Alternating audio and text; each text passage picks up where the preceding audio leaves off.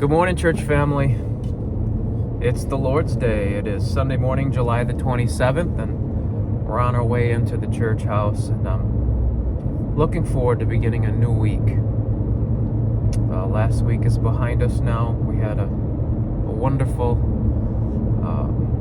event in our vacation Bible school, and this morning we're going to just reflect on that, and we've left our decorations up in the auditorium, and you'll see as you come in this morning that things will look a little bit different, as we had our Lego theme, but a lot of work went into that, and I just felt led to leave things up and just kind of let the folks maybe that didn't see it get to see it.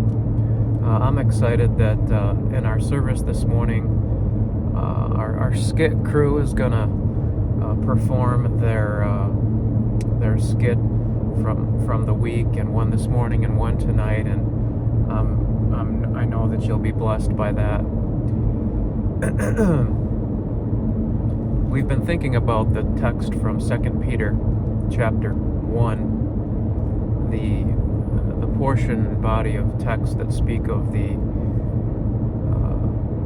different attributes that Peter, by the inspiration of the Holy Spirit, encouraged the church to build in their lives. And it all started with the foundation, which is Jesus Christ, who is the chief cornerstone. And he talks about the exceeding great and precious promises, and he talks about the divine nature,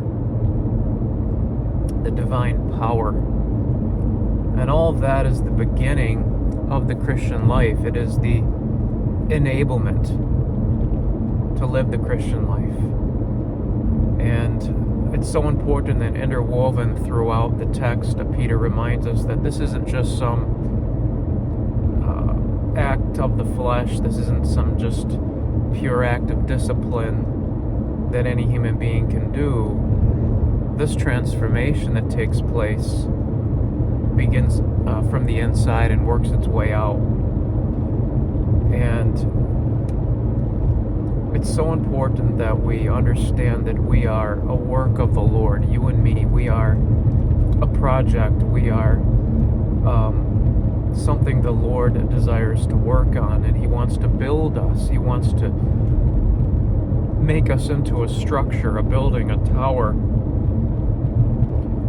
by which we can be used by him to reflect his glory and reflect his character, to show the world who God is and what God can do with our lives. We who are, before Christ, nothing more than a heap of rubble, a broken vessel. But God and his creative and powerful, majestic hands takes us and molds us and makes us into something that is profitable.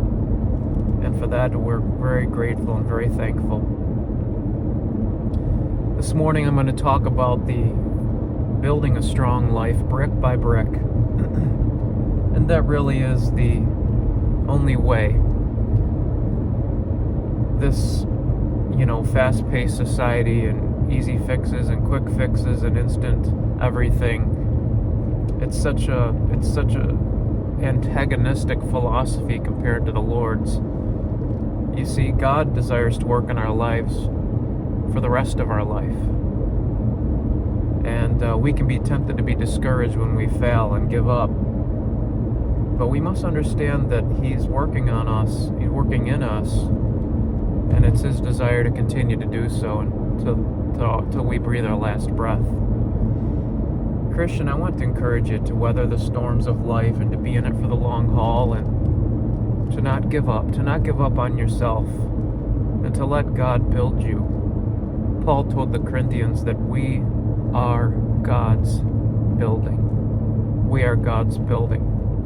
The building on the chief cornerstone, Jesus Christ, who is the focal point of all stability, firmness, and steadiness in our life. And so, Christian, as we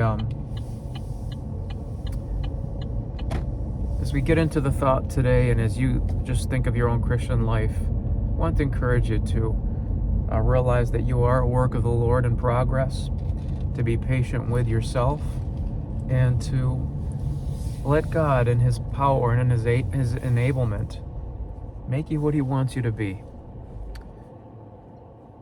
And also, would you let God use you to help somebody else be what they ought to be? You know, we ought to have so much grace and mercy towards each other because we know our own faults and failings. Yeah, it's amazing how sometimes we can be so condescending, so critical, so self-righteous. I don't understand how we can be that way when we just, it's interesting because one of the promises is that in that text is that we will not forget that we're purged from our old sins. And I guess sometimes people do that. We forget where God dug us out of the hole. And we think we've arrived. We think we've done what we've done. And boy, anything that we become is because of God's grace. That's what Paul said.